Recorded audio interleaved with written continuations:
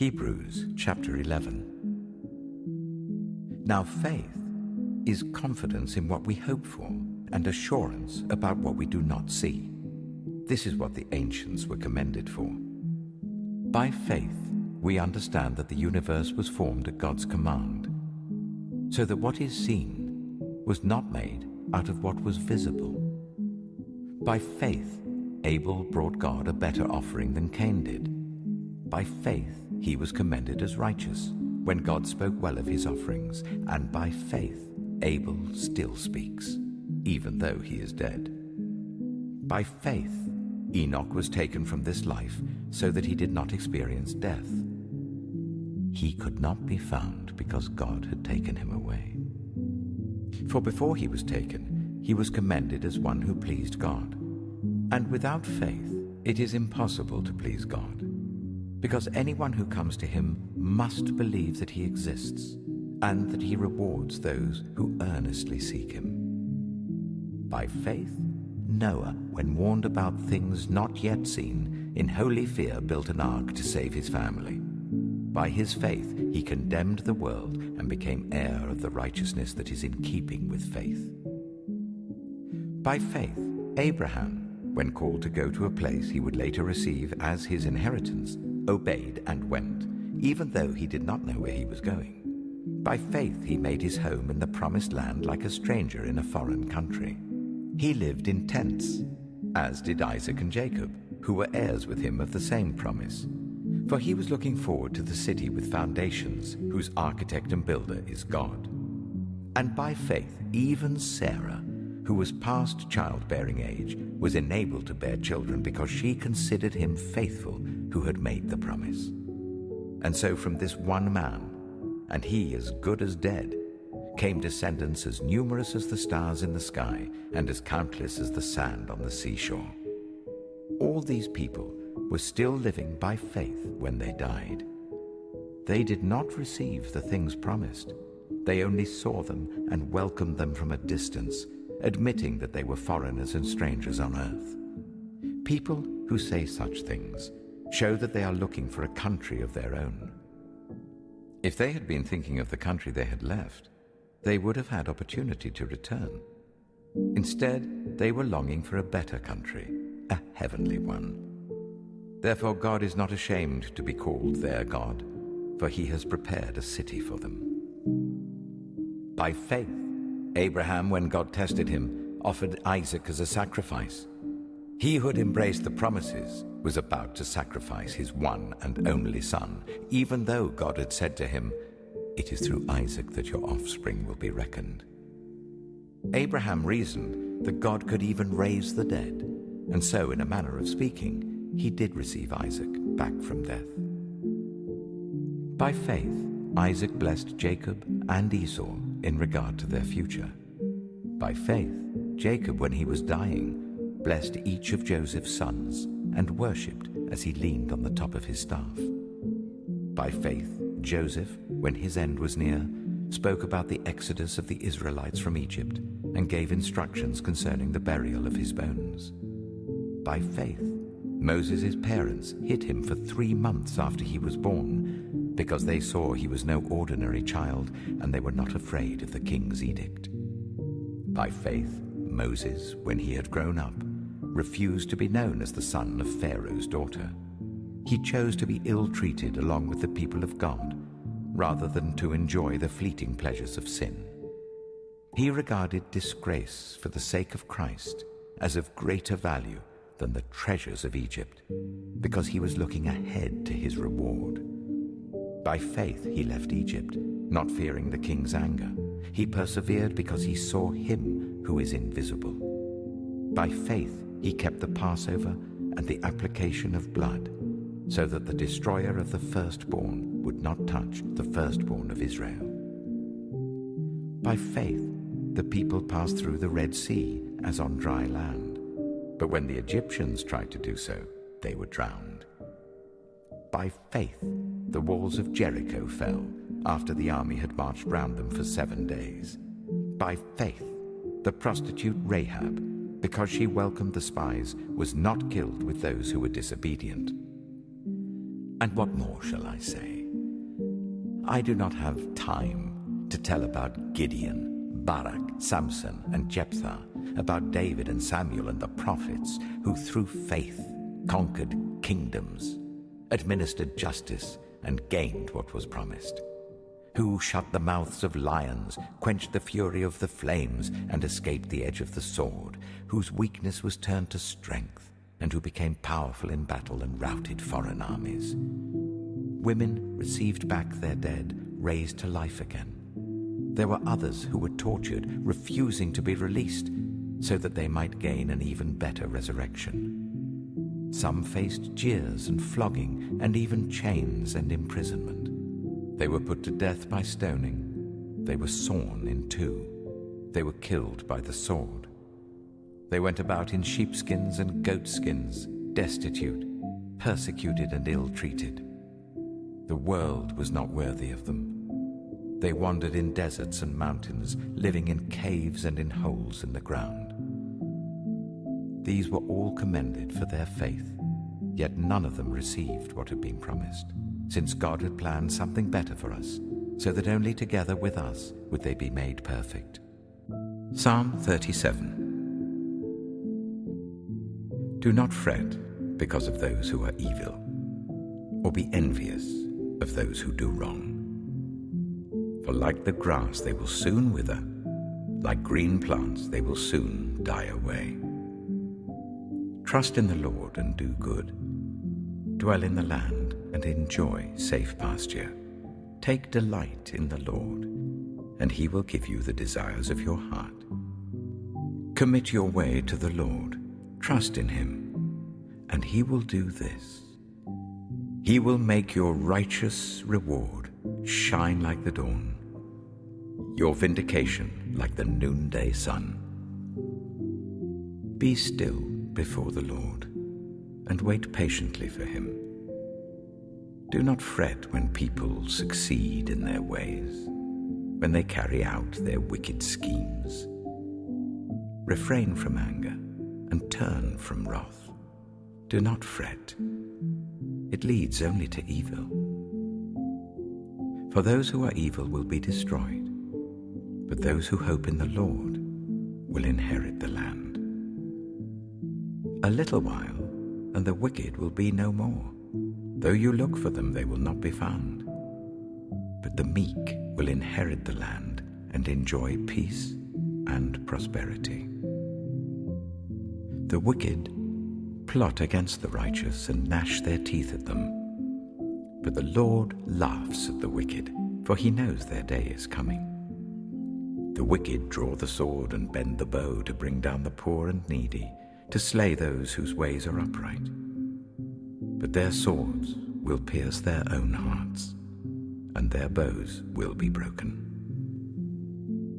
Better the little that the righteous have than the wealth of many wicked. For the power of the wicked will be broken, but the Lord upholds the righteous. The blameless spend their days under the Lord's care, and their inheritance will endure forever. In times of disaster they will not wither, in days of famine they will enjoy plenty. But the wicked will perish. Though the Lord's enemies are like the flowers of the field, they will be consumed. They will go up in smoke. The wicked borrow and do not repay, but the righteous give generously. Those the Lord blesses will inherit the land, but those he curses will be destroyed. The Lord makes firm the steps of the one who delights in him. Though he may stumble, he will not fall, for the Lord upholds him with his hand. I was young, and now I am old, yet I have never seen the righteous forsaken, or their children begging bread. They are always generous and lend freely. Their children will be a blessing. Turn from evil and do good.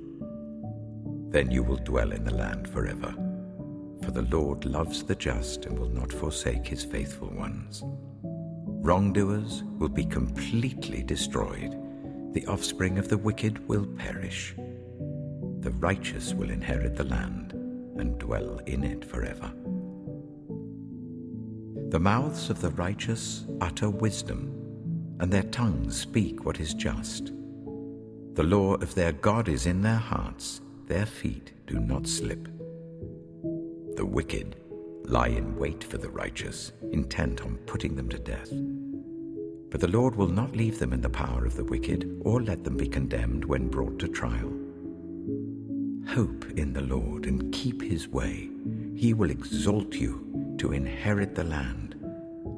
When the wicked are destroyed, you will see it. I have seen a wicked and ruthless man flourishing like a luxuriant native tree. But he soon passed away and was no more. Though I looked for him, he could not be found. Consider the blameless, observe the upright. A future awaits those who seek peace, but all sinners will be destroyed. There will be no future for the wicked. The salvation of the righteous comes from the Lord. He is their stronghold in time of trouble. The Lord helps them and delivers them. He delivers them from the wicked and saves them, because they take refuge in him. Deuteronomy chapter 10. At that time, the Lord said to me, "Chisel out 2 stone tablets like the first ones and come up to me on the mountain. Also make a wooden ark. I will write on the tablets the words that were on the first tablets which you broke. Then you are to put them in the ark." So I made the ark out of acacia wood and chiseled out 2 stone tablets like the first ones, and I went up on the mountain with the 2 tablets in my hands. The Lord wrote on these tablets what he had written before, the 10 commandments he had proclaimed to you on the mountain out of the fire on the day of the assembly. And the Lord gave them to me. Then I came back down the mountain and put the tablets in the ark I had made, as the Lord commanded me, and they are there now. The Israelites traveled from the wells of Bene-Jaakan to Mosera. There Aaron died and was buried, and Eleazar his son succeeded him as priest. From there they traveled to Gudgoda and on to Jotbatha, a land with streams of water. At that time, the Lord set apart the tribe of Levi to carry the ark of the covenant of the Lord, to stand before the Lord to minister and to pronounce blessings in his name, as they still do today. That is why the Levites have no share or inheritance among their fellow Israelites. The Lord is their inheritance, as the Lord your God told them. Now I had stayed on the mountain for 40 days and 40 nights, as I did the first time, and the Lord listened to me at this time also. It was not his will to destroy you. Go, the Lord said to me, and lead the people on their way, so that they may enter and possess the land that I swore to their ancestors to give them. And now, Israel, what does the Lord your God ask of you but to fear the Lord your God, to walk in obedience to him, to love him, to serve the Lord your God with all your heart and with all your soul, and to observe the Lord's commands and decrees that I am giving you today for your own good. To the Lord your God belong the heavens, even the highest heavens, the earth and everything in it. Yet the Lord set his affection on your ancestors and loved them, and he chose you, their descendants, above all the nations. As it is today, circumcise your hearts, therefore, and do not be stiff-necked any longer. For the Lord your God is God of gods and Lord of lords, the great God, mighty and awesome, who shows no partiality and accepts no bribes. He defends the cause of the fatherless and the widow, and loves the foreigner residing among you, giving them food and clothing. And you are to love those who are foreigners, for you yourselves were foreigners in Egypt. Fear the Lord your God and serve him. Hold fast to him and take your oaths in his name. He is your praise.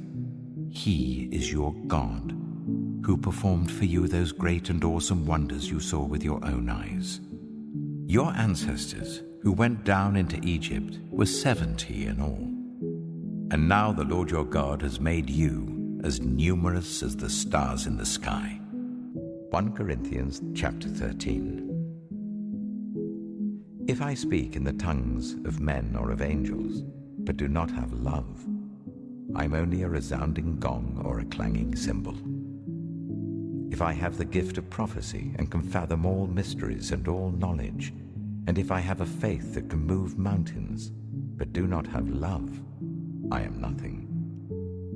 If I give all I possess to the poor and give over my body to hardship that I may boast, but do not have love, I gain nothing. Love is patient. Love is kind. It does not envy. It does not boast. It is not proud.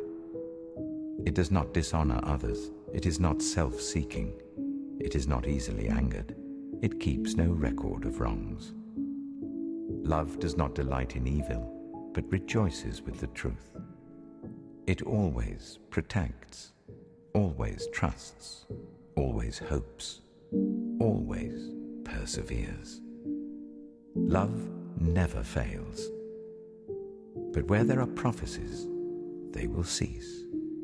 Where there are tongues, they will be stilled. Where there is knowledge, it will pass away. For we know in part, and we prophesy in part. But when completeness comes, what is in part disappears. When I was a child, I talked like a child. I thought like a child. I reasoned like a child. When I became a man, I put the ways of childhood behind me. For now, we see only a reflection, as in a mirror. Then we shall see face to face. Now I know in part. Then I shall know fully, even as I am fully known. And now these three remain: faith, hope, and love. But the greatest of these is love. Isaiah chapter 58. Shout it aloud. Do not hold back. Raise your voice like a trumpet. Declare to my people their rebellion, and to the descendants of Jacob their sins. For day after day they seek me out. They seem eager to know my ways, as if they were a nation that does what is right and has not forsaken the commands of its God. They ask me for just decisions and seem eager for God to come near them. Why have we fasted, they say, and you have not seen it? Why have we humbled ourselves, and you have not noticed? Yet on the day of your fasting, you do as you please, and exploit all your workers. Your fasting ends in quarreling and strife, and in striking each other with wicked fists. You cannot fast as you do today, and expect your voice to be heard on high. Is this the kind of fast I have chosen? Only a day for people to humble themselves? Is it only for bowing one's head like a reed and for lying in sackcloth and ashes? Is that what you call a fast? A day acceptable to the Lord? Is not this the kind of fasting I have chosen? To loose the chains of injustice and untie the cords of the yoke, to set the oppressed free and break every yoke? Is it not to share your food with the hungry and to provide the poor wanderer with shelter? When you see the naked, to clothe them, and not to turn away from your own flesh and blood? Then your light will break forth like the dawn, and your healing will quickly appear. Then your righteousness will go before you, and the glory of the Lord will be your rear guard. Then you will call, and the Lord will answer. You will cry for help, and he will say, Here am I. If you do away with the yoke of oppression, with the pointing finger and malicious talk, and if you spend yourselves on behalf of the hungry and satisfy the needs of the oppressed, then your light will rise in the darkness, and your night will become like the noonday. The Lord will guide you always. He will satisfy your needs in a sun-scorched land and will strengthen your frame. You will be like a well-watered garden, like a spring whose waters never fail. Your people will rebuild the ancient ruins and will raise up the age-old foundations. You will be called repairer of broken walls, restorer of streets with dwellings. If you keep your feet from breaking the Sabbath and from doing as you please on my holy day, if you call the Sabbath a delight and the Lord's holy day honorable, and if you honor it by not going your own way and not doing as you please or speaking idle words, then you will find your joy in the Lord. And I will cause you to ride in triumph on the heights of the land and to feast on the inheritance of your father Jacob. For the mouth of the Lord has spoken.